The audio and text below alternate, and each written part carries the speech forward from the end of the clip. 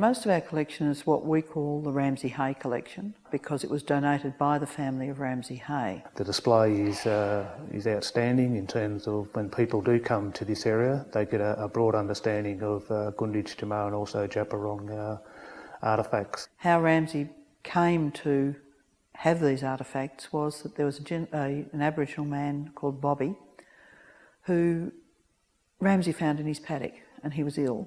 Ramsay took him into the house, looked after him, and the following day another of his tribesmen came and collected Bobby, took him back to the tribe.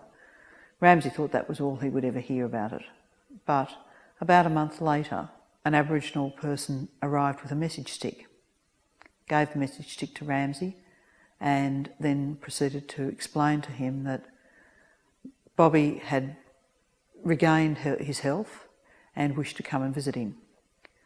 So about a week later, Bobby and the friend who'd come to collect him came to visit Ramsay, presented them with the artefacts that we have here, and they were a gift as a thank you for the Ramsay looking after him. The registration process is a process of protection.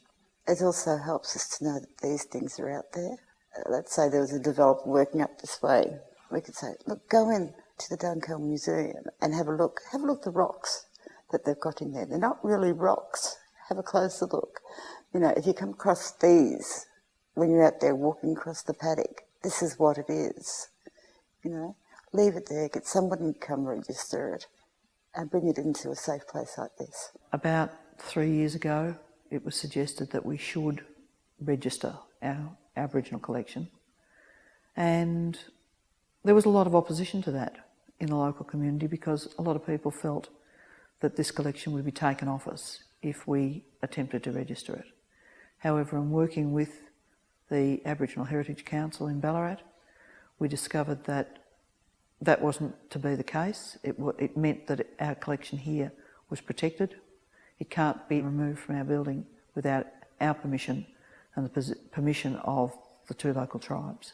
It means that people who have collections out there would feel as though they could bring a collection in for it to be showcased like this without any fear of reprisal. I guess a lot of farmers nowadays fear that because all private collections should be registered.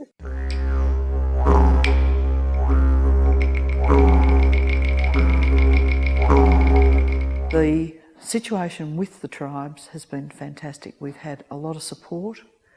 The Aboriginal Heritage Council has sent 2 people up to actually classify and to measure and to catalogue all the items in the collection, to give them their correct names and things like that, because we had names on them that we'd been told were correct, but when we actually worked with the tribal people, they aren't. They're not described as they traditionally were. We have a lot of what we call the stolen generation who come back to country seeking their place.